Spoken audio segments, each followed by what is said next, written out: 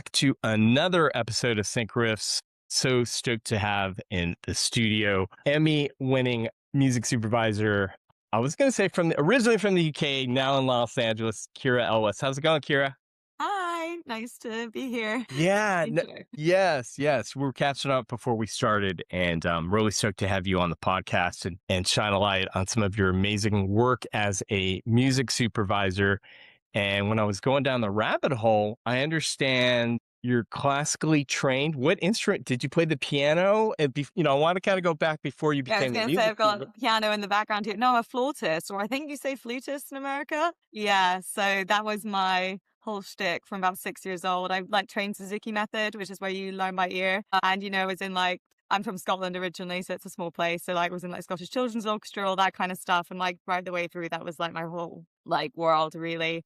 And it wasn't until I was sort of maybe 14 or 15 that I started getting really, really into popular contemporary music. Before that, I was just really in the sort of classical world. But it served you well, because I think, always in having chats with music supervisors, try and find that through line, your passion for music and championing independent artists. And if you want to talk about, because also I know you worked at Spotify as a brand manager, student brand. Talked about a little bit that and Yeah. kind of what helped. So Yeah. Yeah, so I went and I studied music at Edinburgh University. Mhm. And while I was at Edinburgh, I did a year abroad in France and I studied musicology then, which was great. And while I was in France, weirdly, someone told me that about this job that you could get in your final year of university being a brand manager for Spotify, which is basically where you're appointed by then to look after playlists for the university. So you'll, for example, you work with the ski society and do their playlist for their trip, or you work with, the rugby team or, the football team or soccer team, I should say, doing events. So we put on events which were Spotify sponsored, including the sports ball, that kind of thing. And then also you were in charge of playlists basically. So I do an Edinburgh University library playlist for people. So it was a really great opportunity, which I was very, very lucky to get, but also really good practice for training the muscles in, making playlists for other people, which is essentially what the job is. Yes, most definitely. And Kira, you're a veteran like myself, and I was going back, and we'll go back in the time travel machine. But Yeah. if I'm not mistaken, I think 2016 there was now tell me, was it a TV show or a film? But it was called The Aliens, and you were assisting Matt Difa Yeah. over at Editorial. Tell us about that project, and kind of from 2016 to now to 2026, how has the landscape of music supervision changed or remained the same? I'm curious. Well, I think it's interesting coming from the UK. So, Mhm. so when I worked on Aliens, I was still working on reception at a company called Editorial, which I left last August, but had amazing 10 years with. They're the most incredible music supervision company. And they also have a studio. They actually have 3 studios in London, just off Baker Street. So it's a little plug for them. Go use them. And I was employed as their studio receptionist / office assistant. And the office entails in-house music supervisors, of which Maggie Rodford and Matt Biffer are 2. And then also they have a agency where they represent composers. So I was doing a whole load of work, helping out in the office, and very, very early on started speaking to Matt about music supervision, which was really why I took the job in the first place, because that was where I kind of wanted to end up. As much as I loved making tea of coffee, of course, as we all do, I'm sure. So Aliens was the first thing that he sort of put me through the ringer on, I suppose. And, I remember him coming down to reception and just sitting down and taking me through what we have in the UK is PRS to check publishing, and PPL, which is where we check who owns the master. And he was like, okay, this is how you check it. This is how you populate the Google Doc, which is what, I still use to this day. Basically everyone does. And so every morning when I got in after I'd done teas and coffees for whoever was in the studio, I would just, check this document religiously to see if anything new had been added so that I could add it. And I just loved it. I really, even now, I love the research side of things and finding out, we're missing 40% there. How can we find it? But thing in the UK at that time was a lot of the stuff was still blanket. I don't know if you've had any UK supervisors on here before, so I can talk you through the blankets super quick.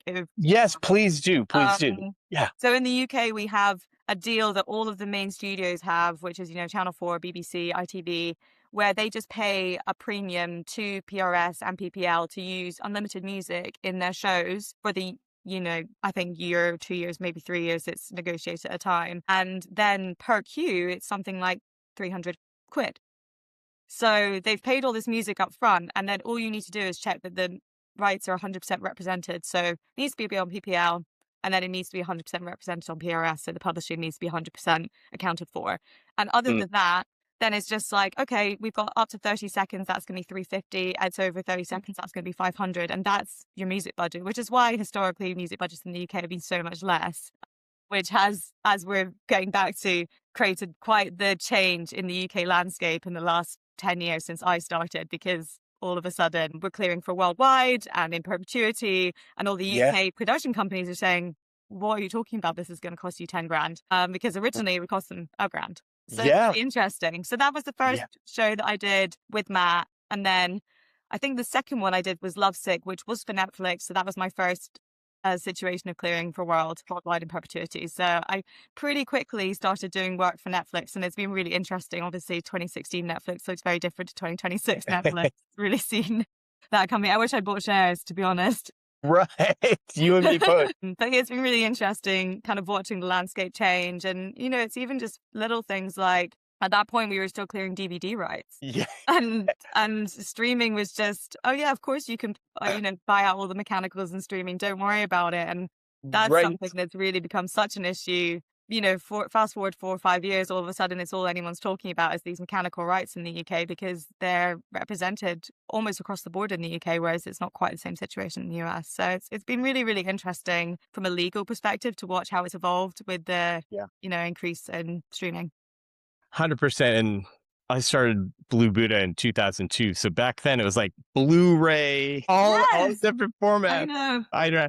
All the technology that's gone to the wayside. And then now with, that could be a part 2 chat, but with the influence, if you look at the market share, you have your streamers and then YouTube television, and, waiting for what's going to happen with that kind of landscape. I know. And we'll look at the last two, these big blockbuster hits. They're basically YouTube stars come directors. Is so interesting. Yes, it's an open book and opportunities for content creators, and I know, Ciara, also you had worked on a short, maybe it was prior to working on the Aliens.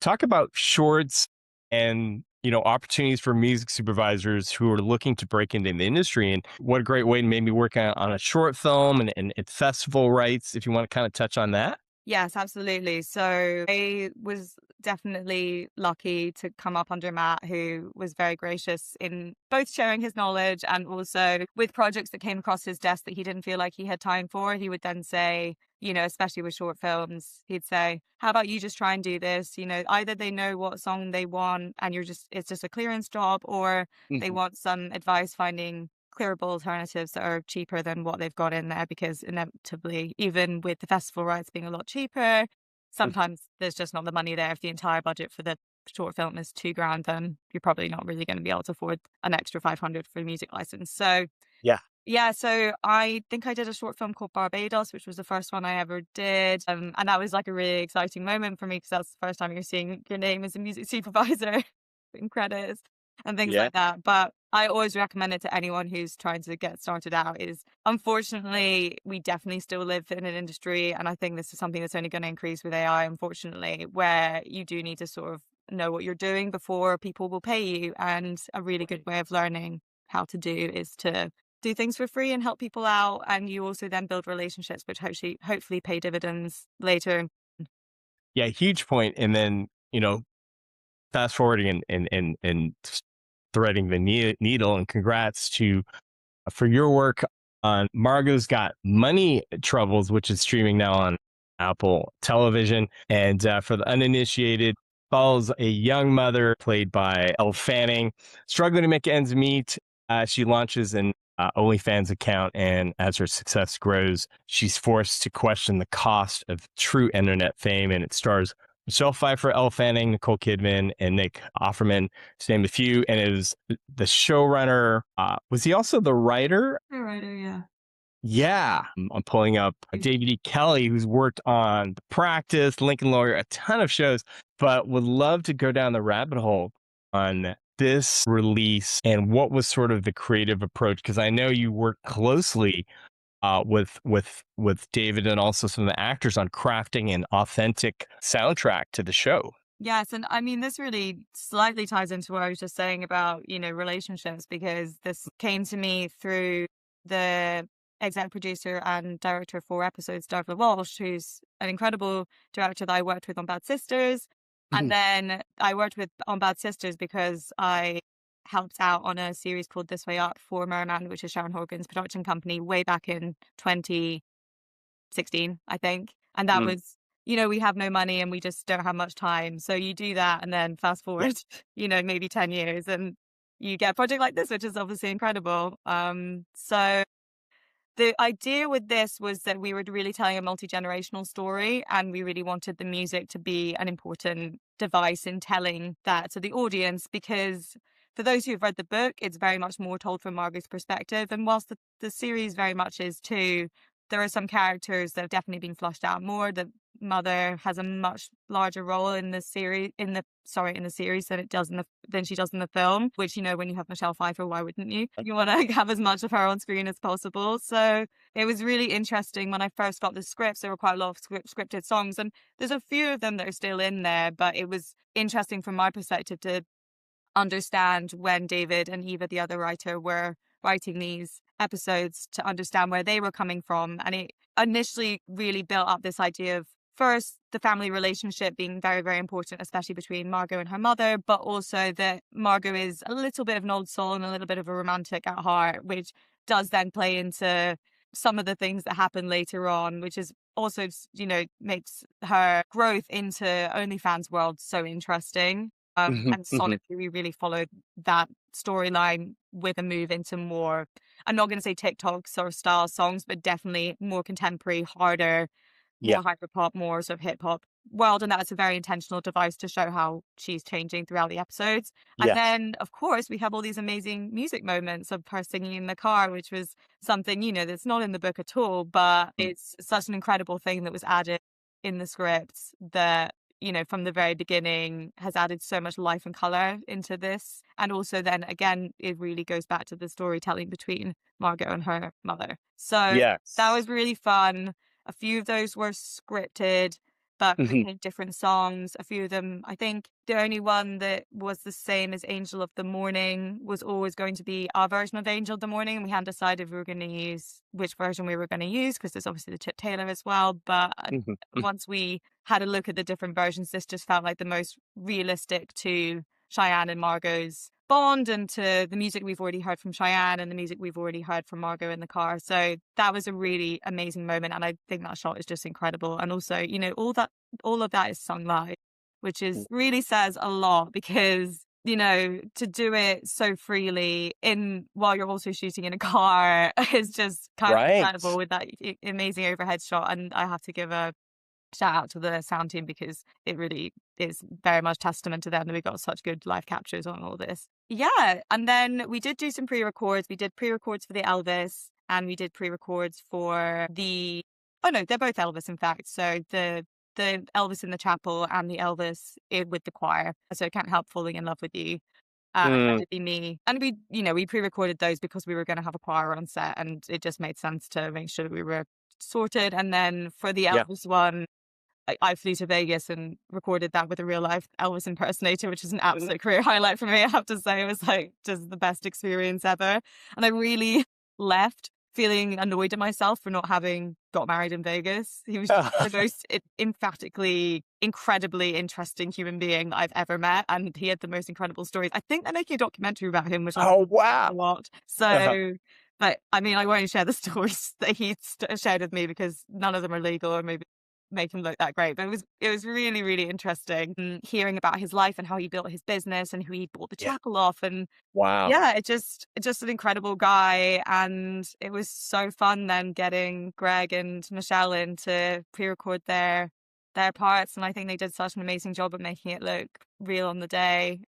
We really had to do so little with these scenes, which is so uncommon really, compared with a lot of pre-records I've done in the past, where you pre-record it and then the performance is a little different and you're Mhm, post-ADRing it, and mhm. it can become this whole thing. And Yeah. it's real Yeah. testament to how amazing these professionals are, that it was really so easy. Nice. Congrats on that. Because, like you said, on camera special musical performances, a lot of details on the clearance side and also the execution and setup. And not to mention in songs by Dire Straits, Billy Idol, Robin. So such an eclectic soundtrack that you put together, and what it takes to move heaven and earth to clear these types of songs. And I think a great segue, Ciara, is to talk about the Robin song, which also was a huge use because Robin's Blow My Mind. It was in the opening titles and how it really set the tone for the entire series. So how did you guys come at finding that track?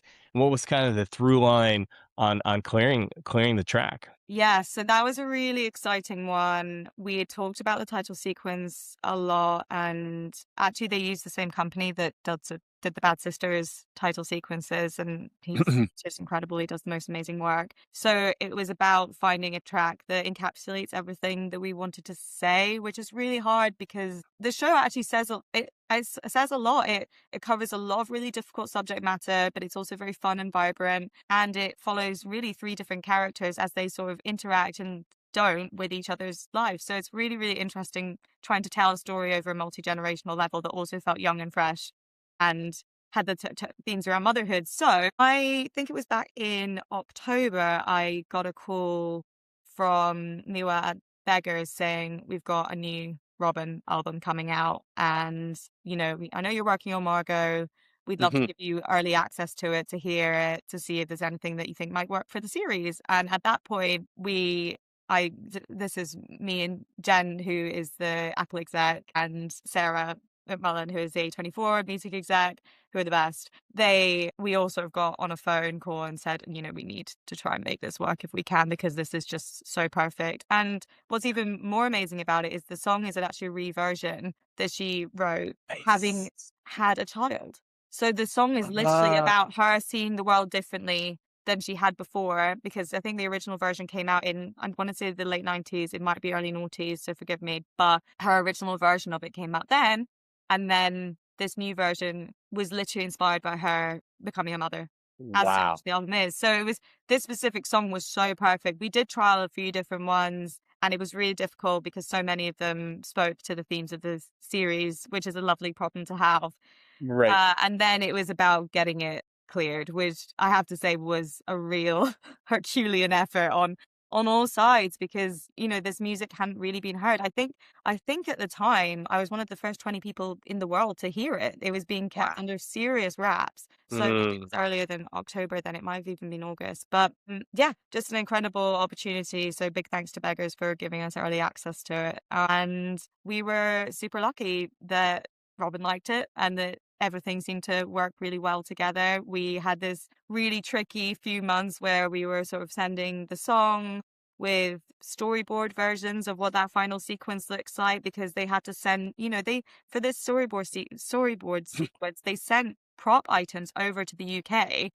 Wow. So they sent like costumes, they sent props, they sent all over to the UK to build that set, which is now the sequence. So it was a really long sequence to build, but then they were also having to make these micro adjustments based on the track, and then we were making micro adjustments to the track based on, just to make sure it all fitted perfectly. And then also there's the whole sound effects aspect of it, which we needed to be front and center enough that it was obvious to work with sort of the pinball effect, but also then not detract from from the song in any way, because the song is really such an incredible thing on its own. You just don't want to touch it. So yes, a lot of work went into it, and there were so many moments where we didn't think it was going to happen, to be honest. So I'm just so happy that it did. And also then obviously it's so gratifying when you get the response that the song has got, which is amazing, because it's really difficult to, titles music is really tricky. It's really hard when you're just trying to encapsulate so much in a 30 to 1 minute sequence. Would you agree, Ciara, that type of song for a title sequence, it can make or break the success of a show?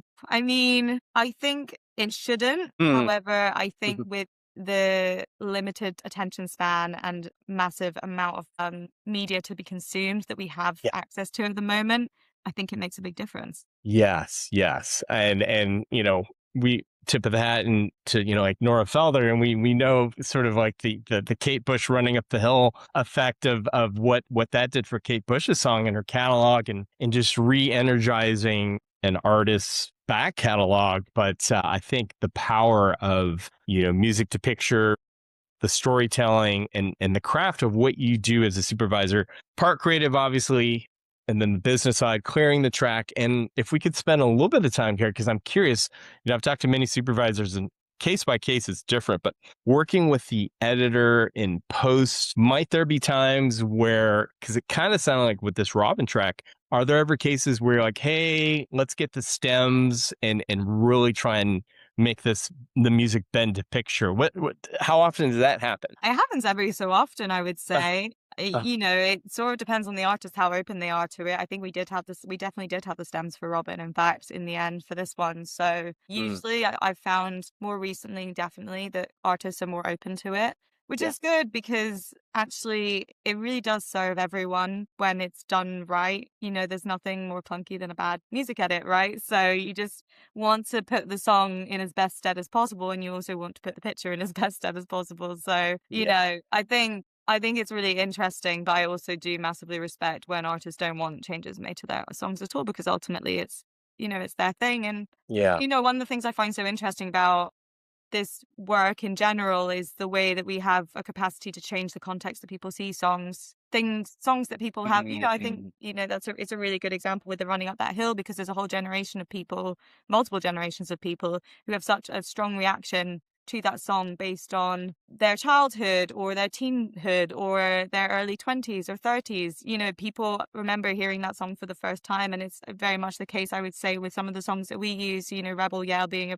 big example, that it's such a powerful thing to change the context of how someone views a song so absolutely by putting into a different, giving someone a different picture to look at, and all of a sudden this song that was about your breakup with your teenage heartthrob becomes this beautiful thing that made you cry in a completely happy tears way. Yes. Okay. Yeah. No, 100% spot on. I mean, it's fascinating. I'm going to thread the needle because I also teach a online sync course. And one of the things I was illustrating, because I'm a huge fan of them, and in 2012, I was consulting with a company that was pitching. It was Bastille's Pompeii. And Dan, the vocalist, was in some of the YouTube clips, if you pick up, he was talking about that song and how it resonated. And for him at the time, he said there was no tracks that kind of had that. I think everything was like hyper pop, and then Pompeii dropped that track. And then with TikTok and socials,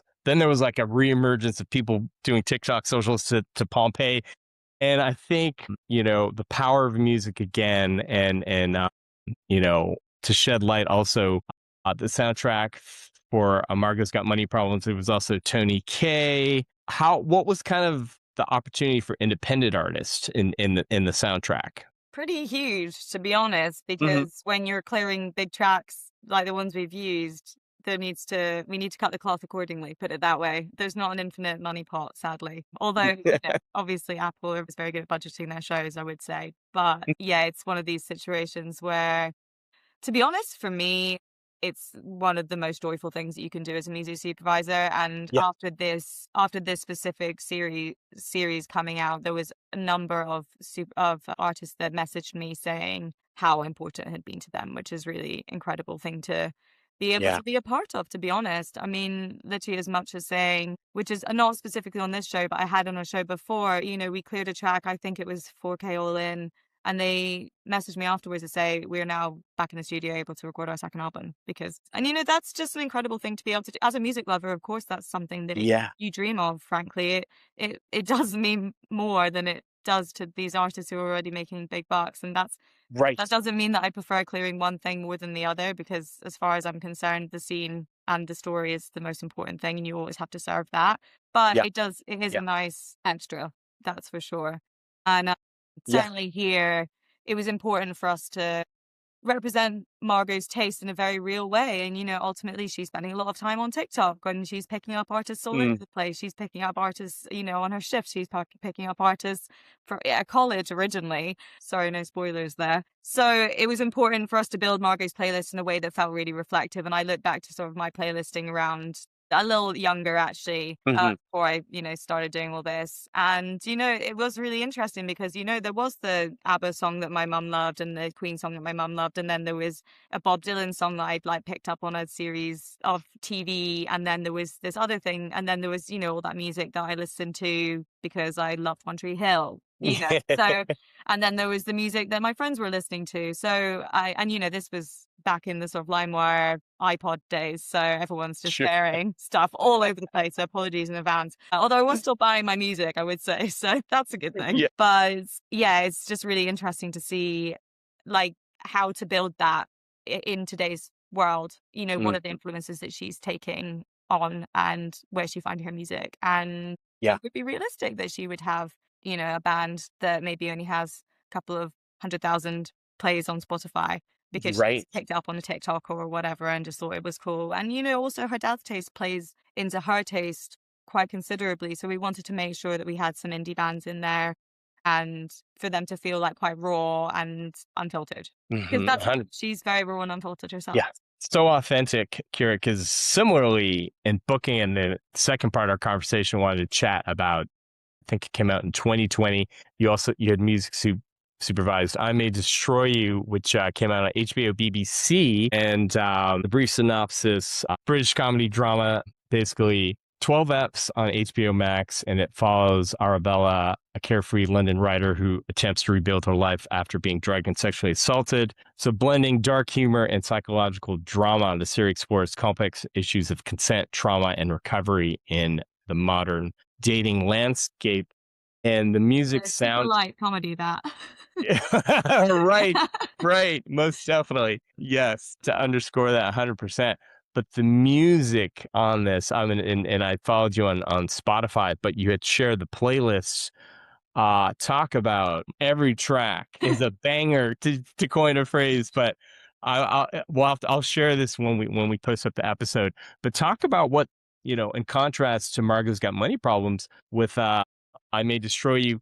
What was kind of, I would imagine a good percentage of London-based artists and independent and major labels. So talk about, that. Absolutely. So Uh, that more so because, as a BBC funded show, budget is not unlimited, that's for sure. So we had to be really careful about how we picked our big moments. And then, I mean, we're lucky because the UK is full of incredible artists that haven't, for whatever reason, been discovered yet. So it was really yeah. a situation of just finding those people and giving them a platform, which was a really cool thing to do. And I always try and start with a sort of place of self when I'm building out. So, what do I have in common with this character? What similar kind of like lifestyles do we share? And, I'm literally lived in the same part of London as Arabella at that point. So in terms of building out that part of the sonnet tapestry, if you will, it was sort of an easier undertaking in some ways because I was so familiar with that landscape. And then it was also about listening to Michaela very, very closely about her influences and where she gets her music, and then going and finding Mhm. more music that fell in a similar world. And this is something that I did very similarly on a series I just worked on for Riz Ahmed, which is called Baked, which is on Amazon Prime Video. And that's the same thing. That's in fact, that's even more like culturally specific because it's based on his upbringing as a Pakistani British person living in London. So it was about finding the influences that would have affected his life growing up in his family. And one of the things that we did with I May Destroy You, which was quite different, is that we didn't have a composer. So every single song had to have this dual intent of being right for the moment and feeling very real because the world building was so important in a show that does so much tonally. It's kind of unreal, but also carries emotional beats without feeling like you're making someone feel one way or another. Because that was one of the main things that Sam, the director, and Michaela were really, really firm on. With something that's tackling such huge subject matter, you just need to make sure you're not leading someone to be like, you need to be sad here or you need to be angry here, because actually the most powerful thing you can do with these sort of series is make people make up their own mind. Yes, no, 100%. And Kira, congrats and much continued success. Both these projects are just, scratching the surface of your work. And I can't wait to reconnect in the future. I would love to chat more with you on, your other projects, because thankfully us both being in Los Angeles and we're seeing with all the things that have been done to keep productions in California, we're seeing the uptick in productions. I can't wait to follow and reconnect and chat and hear about your other works. And I can't believe it's already June, and I know you're going to be traveling for a bit, but yeah, it's so great to connect. And thanks for stopping by the studio. Thanks so much, Charles. Appreciate it. And yeah, I'd love to chat. Yes, yes, because we can go down the rabbit hole and talk about Blur, Supergrass. I'm born and raised in the U.S., but I'm a bit of an Anglophile when it comes to the music side. Coming up on all the my '90s band, so Yeah, of that's a course. part. Part two. Let's do it. Yes, yes, brilliant, Ciara. Thanks so much, everybody. Thanks for tuning in, and we'll catch you next week on another episode of SyncRiffs. Thank you, Ciara Elwis, and we'll catch you on the other side. Go.